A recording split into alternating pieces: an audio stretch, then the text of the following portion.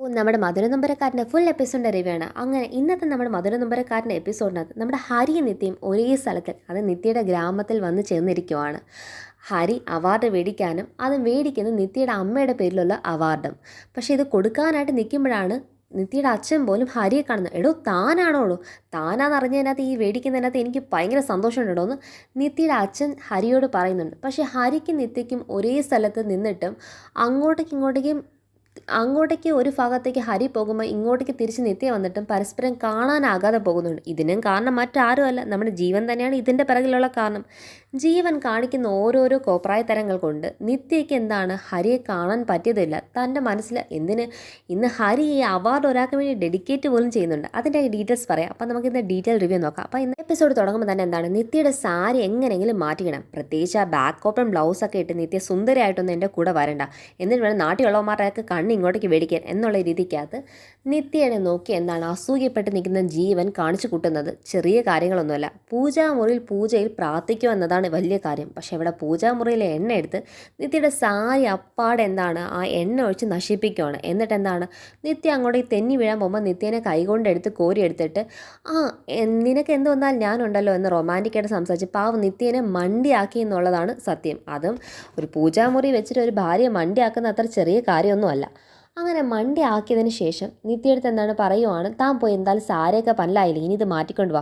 പറയുന്നത് അമ്മയ്ക്ക് ഒത്തിരി ഇഷ്ടപ്പെട്ട സാര എന്ന് പറയുമ്പോഴത്തേക്ക് അതൊന്നും സാരമല്ലോ, താൻ എന്ത് കൊടുത്താലും താൻ സുന്ദരിയല്ലേ എന്ന് പറയുമ്പോഴത്തേക്ക് നിത്യം എന്താണ് പാവം അങ്ങ് ആദ്യമായിട്ടല്ലേ എന്താണ് എൻ്റെ അടുത്ത് ഇത്രയും സ്നേഹത്തിൽ സംസാരിക്കുന്നത്, ഞാൻ പോയി സാരി മാറ്റിയേക്കാൻ തന്നിട്ട് സാരി മാറ്റാൻ നിത്യം പോകുമ്പോഴത്തേക്കും ഈ പറയുന്ന ജീവൻ പുറത്തിറങ്ങിയത് സാറയോട് പറയാം, എടീ ഒന്ന് നിന്നേ എന്ന് പറയുമ്പോഴത്തേക്കും സാറ അങ്ങ് ഒരു പുച്ഛത്തിൽ നോക്കും, ഇവനിനി എന്ത് ഒപ്പിച്ചുകൊണ്ടാണ് വന്നതെന്നുള്ള രീതിക്ക് നോക്കുമ്പോഴത്തേക്കും സാറയോട് പറയുകയാണ്, ഇവിടെ ഞാൻ ഉദ്ദേശിച്ചതേ നടക്കത്തുള്ളൂ. നീ പറഞ്ഞല്ലോ നിത്യയുടെ ബാക്ക് ഓപ്പൺ ബ്ലൗസ് എന്ന കാര്യങ്ങളൊക്കെ, ഇന്ന് എന്നാ നിത്യ അത് ഇട്ടിട്ടല്ല വരുന്നത്. നിത്യ തേണ്ട പോയിരിക്കുമോ സാരി മാറ്റാനും കാര്യങ്ങളും, എനിക്കിഷ്ടപ്പെട്ട വസ്ത്രമേ അവൾ ധരിക്കത്തുള്ളൂ. ഞാൻ പറഞ്ഞിട്ടൊന്നും അല്ല കേട്ടോ, അത് താനെ ദൈവം തന്നെ എനിക്കിഷ്ടപ്പെട്ട കാര്യങ്ങൾ ഈ വീട്ടിൽ നടത്തത്തുള്ളൂ. ദൈവത്തിന് പോലും തീരുമാനം, കാര്യങ്ങളൊക്കെ എനിക്ക് അനുകൂലമായിട്ടേ വരത്തുള്ളൂ കേട്ടോടി, അതുകൊണ്ട് നീ ഇങ്ങോട്ടേ കൂടുതൽ ഇതാക്കണ്ട, എന്നാ നീ പോടി എന്ന് പറഞ്ഞിട്ട് എന്താണ് അവളെ പറഞ്ഞു വിടുവാണ്.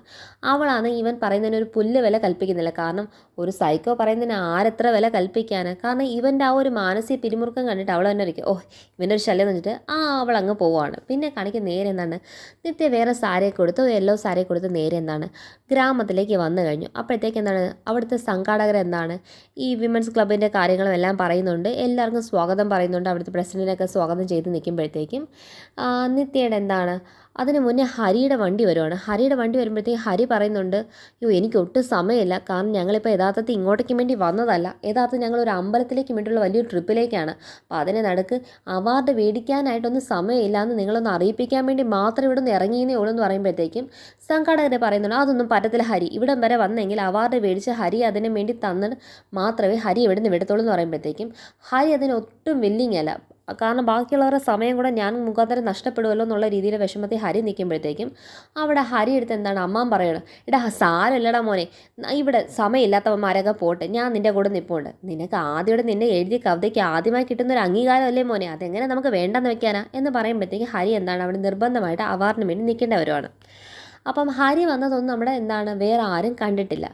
അപ്പോഴത്തേക്ക് എന്താണ് ഈ ഹരിയെക്കുറിച്ചുള്ള സംസാരമാണ് അവിടെ നടത്തുന്നത്. കാരണം ഹരി എന്ന് പറയുന്ന ഒരു ചെറുപ്പക്കാരൻ ഇന്നത്തെ നാട്ടിൽ ഇന്ന് എല്ലാവരും വിദേശത്തേക്ക് ജോലി തേടി പറക്കുന്ന സമയത്ത് ഇത്രയും വിദ്യാഭ്യാസം ഉണ്ടായിട്ടും ഇത്രയും കഴിവുകളുണ്ടായിട്ടും സ്വന്തം മണ്ണിലിറങ്ങി പണിയെടുക്കുക എന്നൊരു അധ്വാനശീലത്തിനെയും ആ ഒരു കർഷകൻ എന്ന രീതിയിലുള്ള ഹരിയെക്കുറിച്ചുള്ള അംഗീകാരമൊക്കെയാണ് അവിടെ സൊസൈറ്റിയിലുള്ള ആൾക്കാർ പറയുന്നത്. അപ്പോൾ അതൊക്കെ കേട്ട് എന്താണ് എല്ലാവർക്കും സന്തോഷമുണ്ട്. ഹരിയെക്കുറിച്ച് പുകഴ്ത്ത് കേട്ട് ഹരിയുടെ നാട്ടുകാരും നല്ല സന്തോഷത്തിൽ തന്നെ നിൽക്കുവാണ്. പിന്നെ കാണിക്കുന്ന അപ്പോഴത്തേക്ക് എന്താണ് നമ്മുടെ മെയിൻ അതിഥി അവിടെ എത്തിച്ചേരുവാണ്. അതായത് നിത്യയുടെ ഫാമിലിയും, അതായത് അമ്മായിപ്പനും എല്ലാവരുമായിട്ട് വന്നു ചേരുവാണ്. അപ്പോഴത്തേക്കും രഘുവേട്ടൻ ഇങ്ങ് വരുമ്പോഴത്തേക്കും പറയുന്നുണ്ട്, നമ്മുടെ നാടിൻ്റെ പട്ടാളത്തിൻ്റെ എന്താണ് നാടിനെ രക്ഷിക്കുന്ന ജീവൻ കാക്കാൻ വേണ്ടി നിൽക്കുന്ന വ്യക്തിയായ നമ്മുടെ രഘു സാറാണ് ഇന്നത്തെ മുഖ്യ അതിഥി എന്ന് പറഞ്ഞിട്ട് പുള്ളിക്കാരനെ ക്ഷണിക്കുകയാണ്. അപ്പോൾ അത് കേൾക്കും നിത്യയ്ക്കൊക്കെ ഭയങ്കര സന്തോഷമാകുന്നുണ്ട്. അങ്ങനെ നിത്യയും അതുപോലെ തന്നെ എന്താണ് സുജാതയൊക്കെ ആയിട്ട് എന്താണ് ഫ്രണ്ട് സീറ്റിലേക്ക് ഇരിക്കുവാണ്. അപ്പോൾ ഇവരൊക്കെ ഫ്രണ്ട് സീറ്റ് ഇരിക്കുമ്പോഴത്തേക്കും നേരെ എന്താണ് സംഘാടകർ ഈ പറയുന്ന എന്താണ് രഘുവേട്ടന് വേദിയിലേക്ക് വിളിച്ച് സംസാരിക്കാൻ പറയുന്നത്. അപ്പം ഞാൻ ഇതിന് മുന്നേ സംസാരിച്ചിട്ടൊന്നും ഇല്ല കേട്ടോ, ഇത് ആദ്യമായിട്ടാണ് ഞാൻ സംസാരിക്കുന്നത്. എന്നിട്ട് അദ്ദേഹം എന്താണ് ഭാര്യയെ പുകഴ്ത്തി പറയുന്നത്, എല്ലാ പുരുഷന്മാരുടെ പിറകിലും ഒരു സ്ത്രീ കാണുമെന്ന് പറയത്തില്ലേ, ഒരു കരുത്തും തൻ്റെ ഉള്ള ഒരു സ്ത്രീ ഉണ്ടെങ്കിൽ അത് വീടിനും നാട്ടിനും എല്ലാം ഏറ്റവും ഗുണകരമായ കാര്യമാണ്. അതിൻ്റെ വലിയൊരു ഉദാഹരണമാണ് എൻ്റെ ഭാര്യ സുജാത എന്ന് പറഞ്ഞിട്ട് സുജാതയും കൂടെ ചെന്ന് വിളക്ക് കൊളുത്താനായിട്ട് വിളിക്കുവാണ്. അങ്ങനെ വിളക്ക് കൊളുത്താൻ സുജാത പോകുമ്പോഴത്തേക്കും അവിടെ നിത്യമോൾ എന്താണ് കൈ അടിച്ചുകൊണ്ടിരിക്കുമ്പോഴത്തേക്കും നിത്യയുടെ അടുത്തേക്ക് നിത്യയുടെ നാട്ടിലുള്ള കുറച്ച് ചെറുപ്പക്കാർ വരും. ചേച്ചി, നിത്യ ചേച്ചി, ഞങ്ങളൊക്കെ ഓർമ്മയില്ലേ ചേച്ചി എന്ന് ചോദിക്കുമ്പോൾ, എടാ നിന്നെയൊക്കെ മറക്കാൻ പറ്റും, നിങ്ങളൊക്കെ ഇവിടുത്തെ വലിയ പുള്ളികളല്ലേ, നിങ്ങളൊക്കെ എങ്ങനെ ഞാൻ മറക്കാനാ എന്ന് പറഞ്ഞ് നിത്യ സംസാരിക്കുന്ന നോക്കി മാറി നിന്ന് എന്താണ് ജീവൻ കാണുമോ. ജീവന് പിന്നെ ആരെങ്കിലും നിത്യയുടെ അടുത്ത് വന്നു കഴിഞ്ഞാൽ അതൊരു പുരുഷനാണെങ്കിൽ പിന്നെ തീർന്നല്ലോ. അങ്ങനെ അത് നോക്കി നിൽക്കുമ്പോഴത്തേക്കും നിത്യ എന്താണ് അവർ ചിരിച്ചങ്ങ് സംസാരിക്കുകയാണ്. എന്താണ് പിന്നെ നീയൊക്കെ നന്നായിട്ടൊന്നും ഇല്ലയെന്ന് ഞാൻ അറിയുന്നുണ്ടെന്ന് പറയും. ചേച്ചി ഞങ്ങൾ അതൊക്കെ പണ്ടാണ്, ഞങ്ങൾ നല്ലപോലെ മാറിപ്പോയിന്നേ. ചേച്ചി അച്ഛനോടും ചോദിച്ചു നോക്കുക. അച്ഛനോട് ഞാൻ വിളിച്ചപ്പോഴും ചോദിച്ചാണ്. അച്ഛൻ പറഞ്ഞ് നിങ്ങൾക്കൊന്നും ഒരു മാറ്റം ഇല്ലയെന്ന് പറഞ്ഞെന്നുള്ളത്.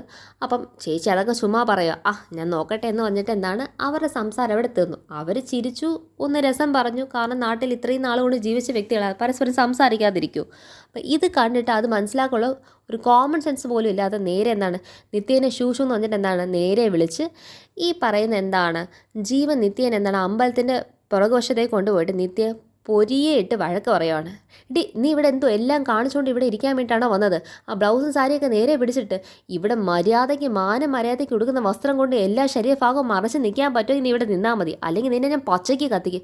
നീ എന്തിനാടി വന്നത്? ഇവിടെ കാണുന്നവന്മാരുടെ കൂടെയൊക്കെ കൊഞ്ചി കുഴയാനെന്ന് അവൾ നാട്ടിലൊരു ഉണ്ടാക്കിയ രീതിക്കകത്ത് എന്താ പറയുക, ഈ ഒരു അവാർഡ് ഇതാണ് നടത്തിയിരിക്കുന്നത്, നിൻ്റെ അച്ഛന് വേറെ പണിയൊന്നുമില്ലേ എന്ന് പറഞ്ഞിട്ട് എന്താണ് നിത്യ വഴക്ക് പറയുക. കാരണം വീട്ടിൽ നിന്ന് പറഞ്ഞൊരു സ്വഭാവം വേറെ, ഇവിടെ വന്നപ്പോൾ പറഞ്ഞൊരു സ്വഭാവം വേറെ. നിത്യം നോക്കുമ്പോഴത്തേക്ക് നിത്യയുടെ ഡ്രസ്സൊക്കെ എന്താണ് പെർഫെക്റ്റായിട്ട് ഇരിക്കുവാണ്, ഒന്നും കാണാൻ പറ്റില്ല. പിന്നെ എന്തിനാണോ ഇയാൾ ഇതൊക്കെ പറയുന്നതെന്ന് അറിയാതിരിക്കുവാണ്. ഒരു മനുഷ്യനൊന്നും ചിരിക്കാൻ പോലും പറ്റത്തില്ലേ എന്ന അവസ്ഥയെക്കുറിച്ച് നിത്യയ്ക്ക് സങ്കടം വരും. കാരണം പച്ച കത്തിക്കുമെന്ന് പറയുമ്പോഴത്തേക്ക് നിത്യ ഇങ്ങനെ നെട്ടിപ്പോയി നിൽക്കുവാണ്. അങ്ങനെ എന്താണ് ഇപ്പം തൽക്കാലം അങ്ങോട്ടേക്ക് നടക്കുക. ഇനി വല്ലവനായിട്ട് നീ മിണ്ടുന്ന ഞാൻ കണ്ടു കഴിഞ്ഞാൽ നിന്നെ ഞാൻ ഇവിടെ ഇട്ട് പച്ച കത്തിക്കും, പിന്നെ പോകുമ്പോൾ നീ എൻ്റെ കൂടെ ഉണ്ടാവുമെന്ന് പറയാൻ പറ്റത്തില്ലെന്ന് പറയുമ്പോഴത്തേക്കും നിത്യ ഒന്നും മിണ്ടാതെ പിറകെ അങ്ങ് പോവാണ്. പക്ഷേ ഇത് നിത്യ അങ്ങോട്ടേക്ക് തിരിച്ച് പോകുന്നതിന് മുന്നേ തന്നെ ഹരിക്ക് അവാർഡ് കൊടുത്ത് കഴിയുവാണ്. ഹരിക്ക് അവാർഡ് കൊടുക്കാൻ വേണ്ടി എന്താണ് ക്ഷണിക്കുന്നത് നിത്യയുടെ അച്ഛനെയാണ് ക്ഷണിക്കുന്നത്. കാരണം ഭാര്യയുടെ പേരിലുള്ള അവാർഡാകുമ്പം ചേട്ടൻ തന്നെ കൊടുക്കട്ടെ എന്ന് പറഞ്ഞിട്ട് എന്താണ് കമലയുടെ പേരിലുള്ള അവാർഡ് കൊടുക്കാനായി നിത്യയുടെ അച്ഛനെ ക്ഷണിക്കുമ്പോഴത്തേക്കും നിത്യയുടെ അച്ഛൻ വരുന്നുണ്ട്. ഉടനെ നിത്യയുടെ അച്ഛൻ അപ്പോഴാണ് ഹരി അവിടെ വെച്ച് കാണുന്നത്. താനാണോടോ ഈ അവാർഡിൻ്റെ ജേതാവ്?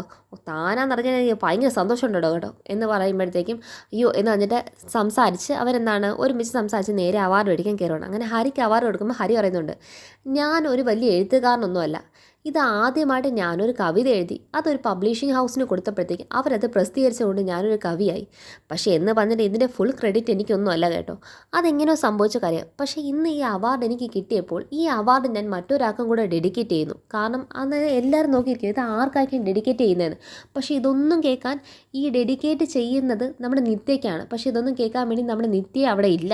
അതാണ് സത്യാവസ്ഥ. അപ്പോൾ എന്താണ് ഹരി ആലോചിക്കുവാണ് ആരാണ് ഈ ഡെഡിക്കേറ്റ് ചെയ്യാൻ പോകുന്ന വ്യക്തി എന്ന് ആലോചിക്കുമ്പോഴത്തേക്കും നിത്യയുടെ തലേന്ന് പൂ താഴെ വീണതും ആ പൂവിനെടുത്ത് ഹരി എന്താണ് കൈ സൂക്ഷിച്ചതും നിത്യയുടെ ഷോൾ വന്ന് ഹരിയുടെ മുഖത്തടിച്ചതും അന്നേരം ഹരിക്ക് നിത്യയോട് തോന്നിയ ഒരു ഇഷ്ടവും അതുപോലെ അമ്പലത്തിൽ വെച്ച് കണ്ട ആ ഒരു നിമിഷവും അതുപോലെ തന്നെ ഏറ്റവും പ്രത്യേക ഹരിയുടെ മനസ്സിനെ ഏറ്റവും കൂടുതലും എന്താണ് സ്പർശിച്ച നിമിഷം എന്ന് പറയുന്നത് തൻ്റെ കവിത ആദ്യമായി മറ്റൊരാൾ പാടി കേൾക്കുന്ന നിമിഷം. അതായത് കാരണം ഹരിയുടെ കവിത ആദ്യമായിട്ട് എന്താണ് നമ്മുടെ നിത്യയാണ് സ്റ്റേജിൽ പാടുന്നത്.